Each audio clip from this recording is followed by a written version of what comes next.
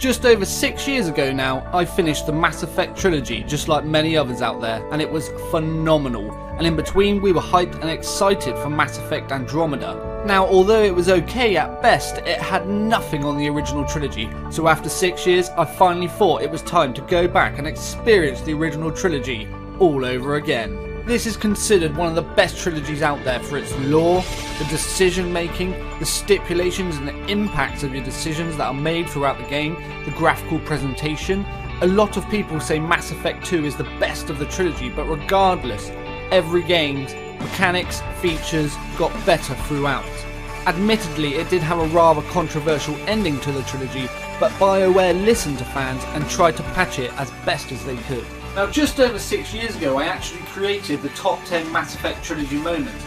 My video did quite well, but after replaying the series, and now I do my videos a little differently, I had to re-evaluate my position. So now, here today, on GavinchiTV, we're going to count down those top 8 Mass Effect Trilogy moments. Remember, this time round, I've included all the DLC, and there are indeed spoilers ahead. Let's get to it.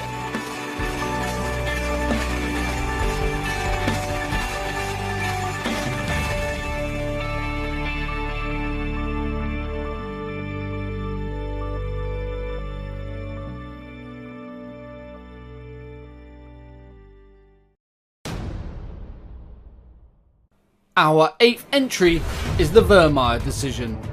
Throughout the duration of Mass Effect 1, you've had Kaidan and Ashley as valuable assets to the crew. Now, not one gamer is the same as another, so everyone had their preferences as to which character they preferred, as they certainly had their differences. Depending on your choice, Ashley or Kaidan come with yourself to arm the bomb and destroy Saren's base, whilst the other member formed a divisionary strike team with Captain Kirrahe to thwart off the Geth attack. In the battle today, we will hold the line! But after multiple hours of playthrough with these characters, no one expected the decision that had to be made. Bomb is in position. We're all set here. Commander, do you read me? The Geth have Captain Kirrahe's divisionary strike team pinned down, and they're not going to make it to the rendezvous point before the bomb goes off. Shepard runs off to help the strike team, only whoever's arming the bomb is also pinned down by Geth, so you have to make a vital decision.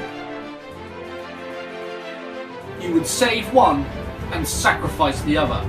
This was the first monumental decision up to this point in the Mass Effect trilogy, which really affected the rest of the game. Though for some, I guess it was an easy decision.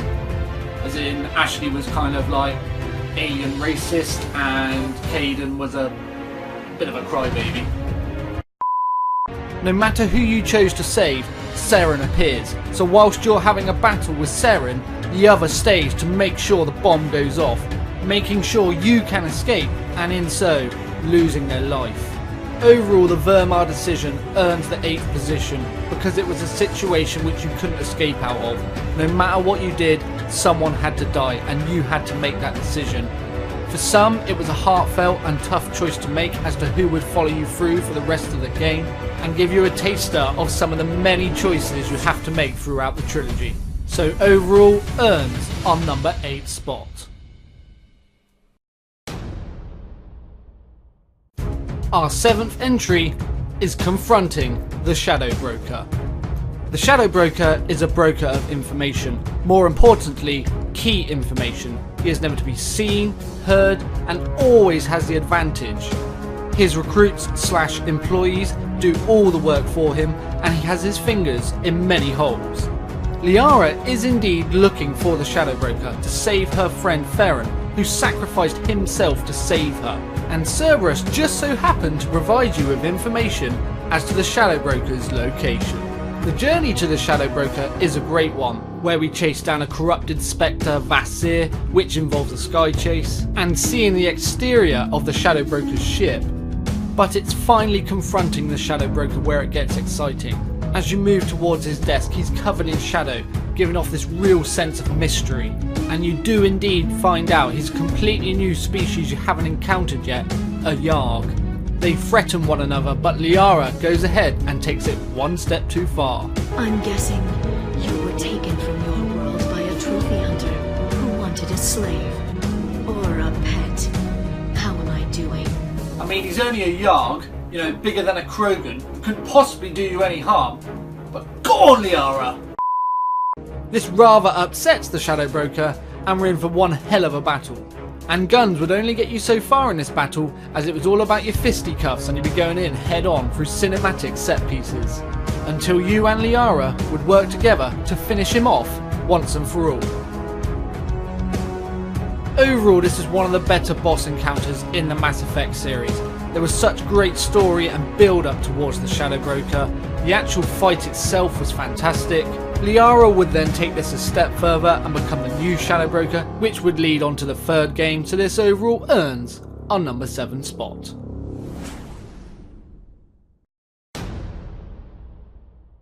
Our 6th entry is a big one, and began way before the Mass Effect Trilogy even started.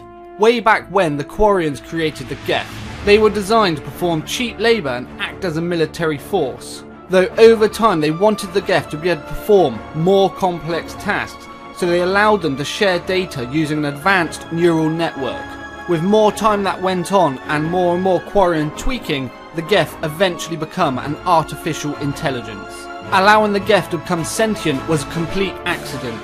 In response, the Quarian government ordered an immediate termination of all Geth. Naturally, the Geths rebelled, defending themselves against the Quarians, which drove the Quarians off of their home world.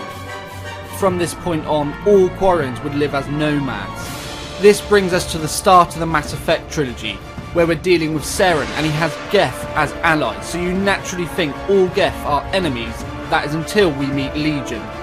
He explains that not all Geth are bad, and that the bad Geth are in fact heretics, under control by the Reapers or the old machines. This then brings us to Rannoch. The Reaper base controlling the Geth has been located. So the plan is, by destroying the Reaper base, the Geth will be no longer under the influence of the Reapers, and with Rannoch in fact being the Quarian home world they were drove out of, can no longer be nomads and claim back their home world. Battling through the Reaper base was a full-on action-packed ride. There were heretics everywhere, multiple Geth primes, and they really give you a challenge, making it one of the more difficult moments of the trilogy. You eventually get where you need to be, aim the targeting laser, so the Normandy can come down with an airstrike to destroy the Reaper base.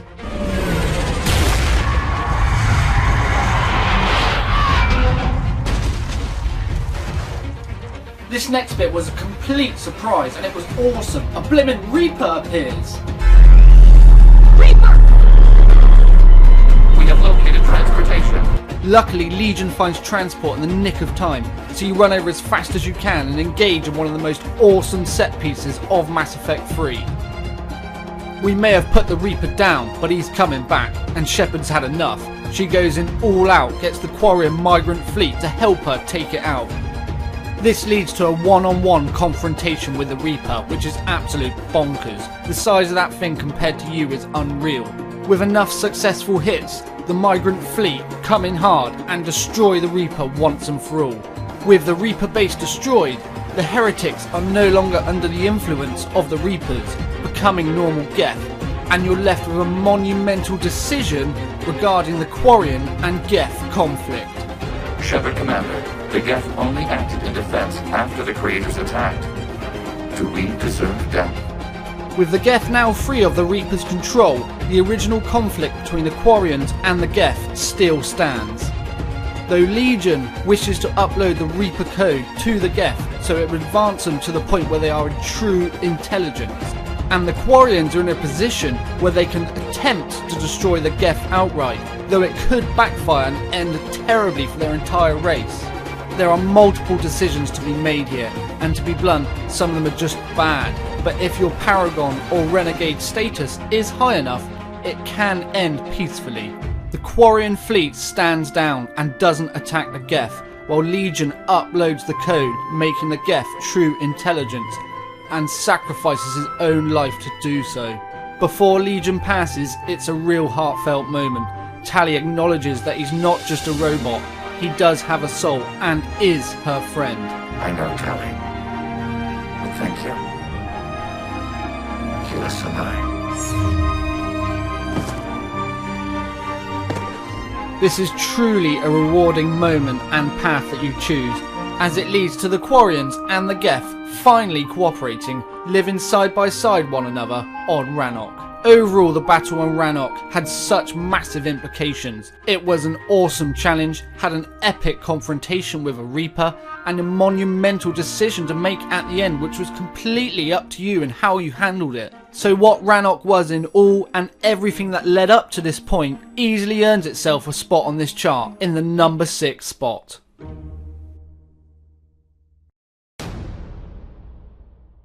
Our 5th entry is the end of Mass Effect 1, the battle for the Citadel. The Reaper Sovereign is trying to take full control of the Citadel and thus allow the Reaper invasion to begin.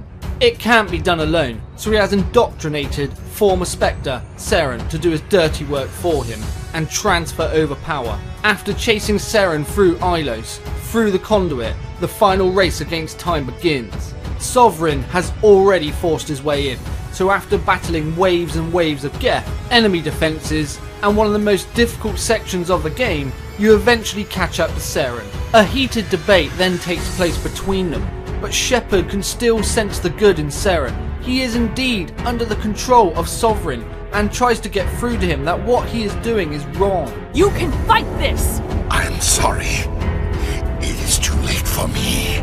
Saren has shown himself as pure evil throughout the whole of Mass Effect 1, so what happens here is really shocking, unexpected, and just shows you how much power the Reapers really have. Saren manages to break free from their grasp long enough to make one final decision. Goodbye, Shepard. Thank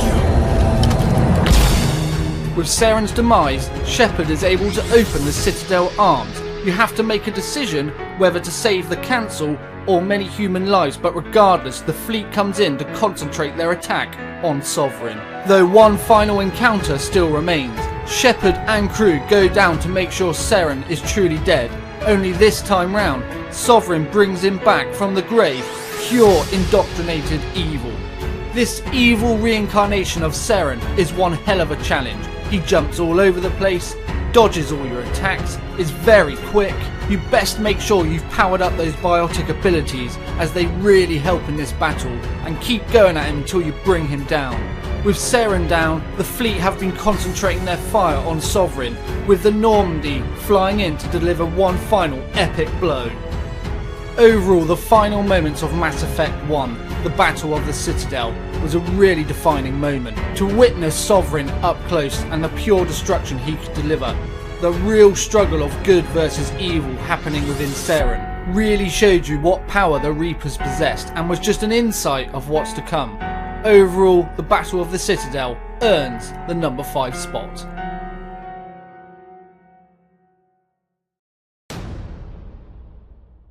The Genophage was a biological weapon designed to severely reduce Krogan numbers by infecting the species with a genetic mutation.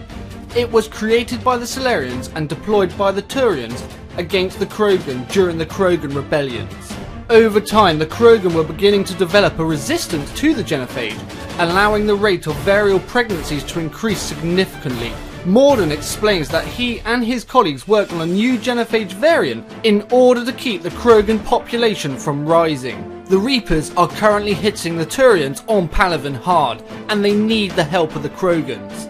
But they will only help on one condition. A cure for the Genophage. The Solarian Delatras is completely against the idea, but they need the Krogans if they are going to have any chance of winning this war. In Mass Effect 2 we meet Malin, Mordin's former student. He was indeed trying to cure the Genophage. Admittedly, his methods were barbaric, but he did gain some valuable data.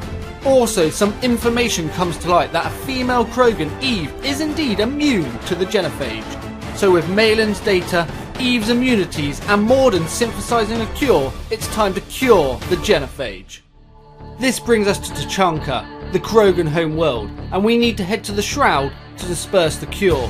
The only problem is, there's a Reaper in the way. A Turian fighter is shot down at our feet, so we have no choice but to go around.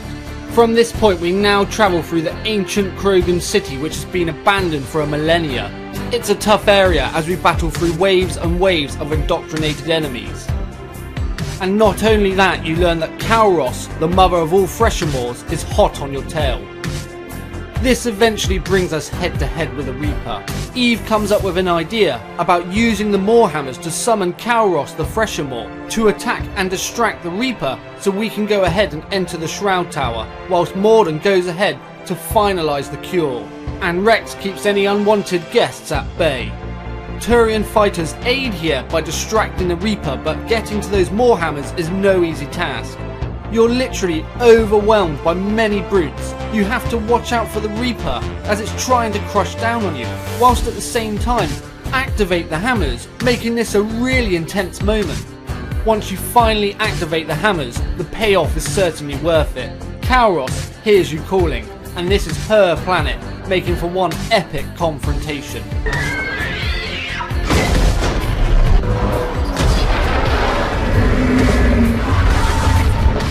With the Reaper taken care of, we can finally enter the Shroud. Upon entering the Shroud, we learn some devastating information. An STG countermeasure is in place, and the Shroud has taken far too much damage from the Reaper, so Morden has to activate the cure manually. Now there are multiple choices to be made here. If you made a sneaky deal with the Delatras earlier, you can sabotage the cure. And if you kept this information secret from Morden, he realises something's up, and you can choose to make one of the most appalling choices you'll ever have to make. Now if you choose to go down the noble path and cure the genophage, this is really one of the most heartfelt, tearful moments, not just in Mass Effect, but in gaming history. Morden, no! Shepard, please. Need to do this. My project, my work, my cure. My responsibility. Someone else might have gotten it wrong. Morden cures the genophage at the price of the ultimate sacrifice, his life. Overall, this whole section was a really intense moment. There were multiple decisions to be made, both noble and evil. We had a head-to-head encounter with a Reaper and a Threshamore, and if you chose to, you cured the genophage, but at the cost of the ultimate price. Overall, this easily earns our number 4 spot.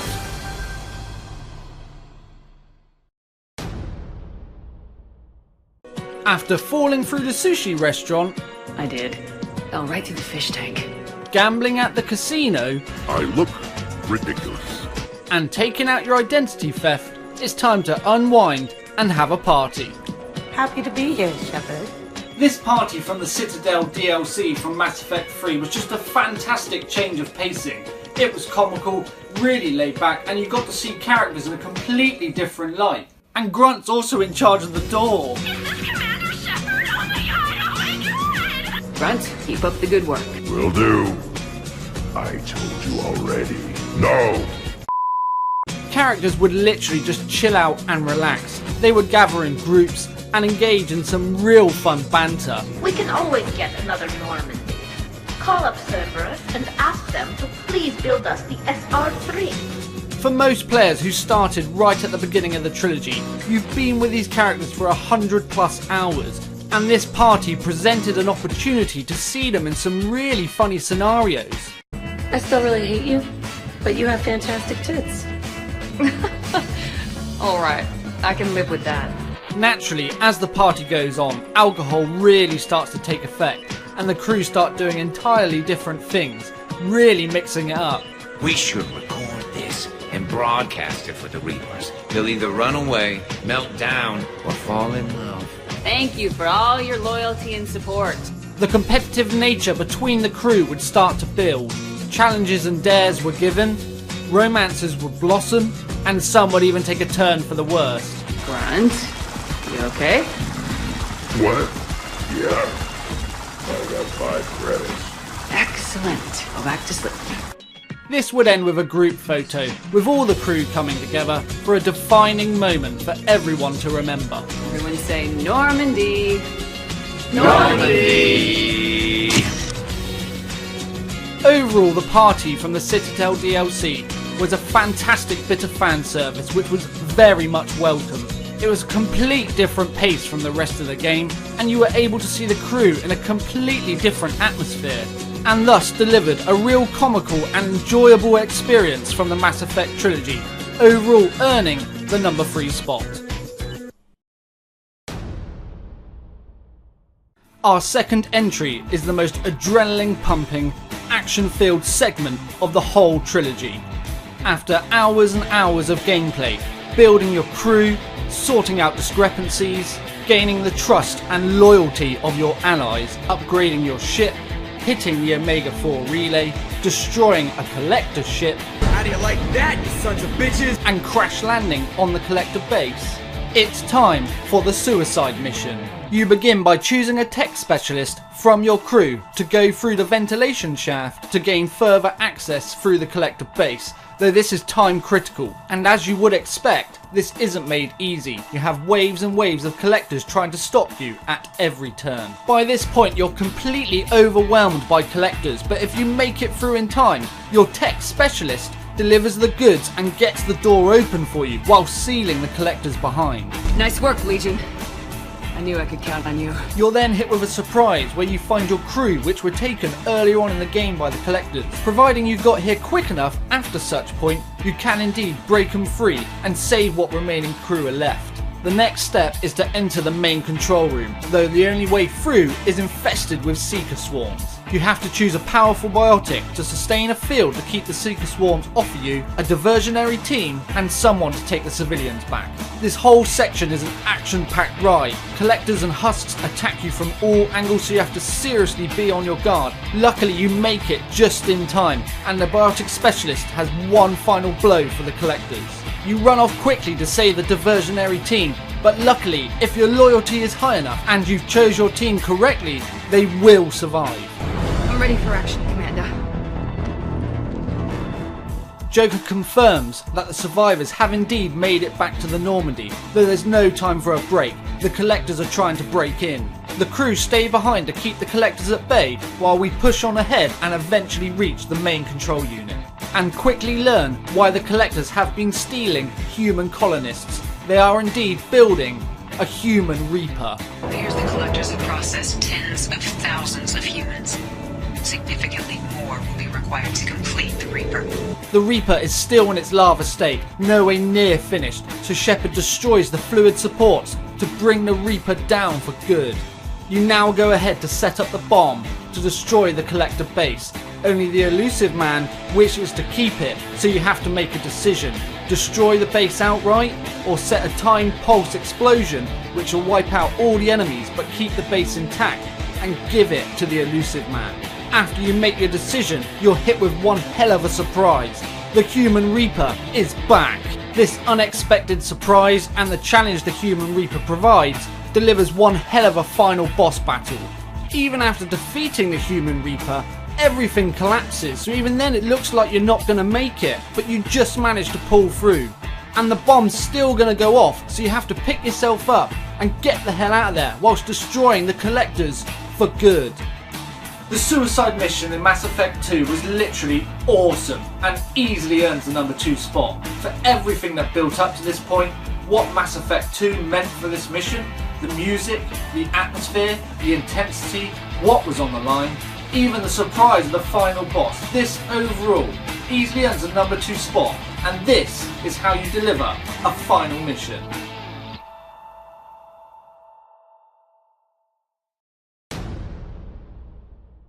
Our number 1 entry is the ending to the Mass Effect Trilogy, because it was so rewarding, so great, and every decision really impacted the...